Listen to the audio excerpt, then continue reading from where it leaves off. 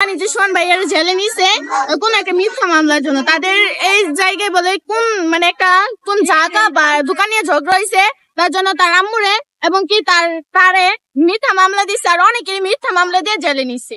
আমরা চাই সোহান ভাইয়াকে এবং আনাস যে ভাইয়াকে ওনাকে মুক্তি দিতে। মুক্তি চাই, মুক্তি চাই, মুক্তি চাই, মুক্তি চাই, সোহান আনাসের মুক্তি চাই, মুক্তি চাই, মুক্তি চাই। শাখায়েত হোসেন ইউনিয়নের বিরুজুলি বাজারের মহসিনের জমি বিগত 10 বছর ধরে ভুগ করে খাচ্ছে। আইন অনুযায়ী তার জমির কাগজপত্র তিনি তার হাতে পান, কিন্তু এটা শাখায়েত মেনে নেয়নি, যার কারণে মহসিনের স্কুল পড়ুয়া ছাত্র তার ছেলে এবং ছেলের সাথে থাকা বন্ধুকে মারধর করে এবং মিথ্যা মামলার মাধ্যমে দড়িয়ে দেয় এবং ফাঁসিয়ে দেয়, যার কারণে তারা এখনো জেলে। কেন? ছাত্রদের যদি নিরাপত্তা না থাকে তাহলে আমরা কি করব? এই জায়গাটা জ্ঞান যাম বাবা অনেকদিন ধরে 2-3টা দরবার বসাইছে, দরবার হইয়া উপস্থিত না কইছে 6 লাখ টাকা দিলে ফসল হয়ে যাবো গা।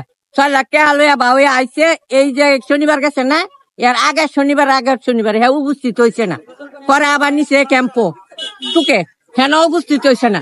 পরে এই ব্যক্তি কইছে দোকান খুলছে। পরে একদিন হয়েছে এই দোকানে করে আমার নাতিনের লগে বন্ধু বান্ধব হে বন্ধু বান্ধবরা এরাজ করছে, মার দূর এক বন্ধুরে মারছে বুয়া বাড়ি নুরুর সারারে হাদির বাইশটা, আর আমার বাইশ নাতিন গে আর আমার জেরি জামারে ধরে লয়ে গেছে জেল।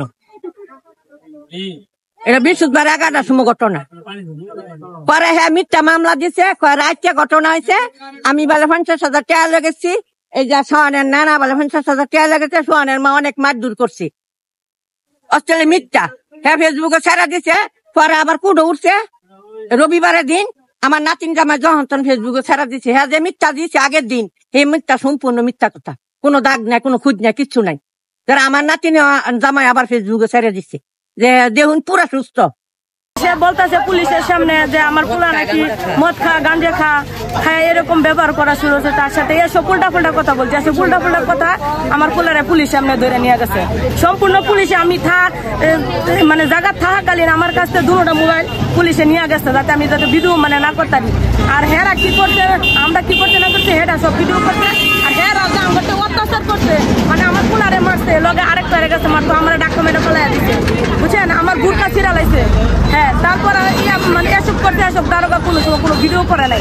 আমরা কি করছি সেটা দারোগা ভিডিও করছে। আমার মোবাইল সাথে দারোগা 2টা লয়ে গেছে হাত থেকে আমার মোবাইল, বুঝছেন। আমার পোলারে বিনাও করা দেয় ধরছে, এটার বিচার চাই আমি। আমার হ্যাঁ রফিক দারোগা, বুঝছেন, আমার পোলার বিচার চাই, কারণ আমার পোলার কি অন্যায়, আর আমার বোনের জামাই কি অন্যায়, আর একটা ছেলে সেটার কি অন্যায়, সেটা তারা তো লেখাপড়া করে স্কুলে, জায়গা সম্পদ নিয়ে আমার সাথে বেজালিত, কিন্তু আমার সন্তানের উপরে কে লেগে সে এসব করবো। আমি এটার বিচার চাই। আমরা ক্লাস 7-এ পড়ি, আমরা ছোট ভাই, তাই জন্য ওদেরকে মিথ্যা মামলা আর কি ফাঁসিয়ে দিয়েছে, তাই জন্য আমরা বিচার চাই। শাখাওয়াতের বিচার চাই। সামনে তার এসএসসি পরীক্ষা।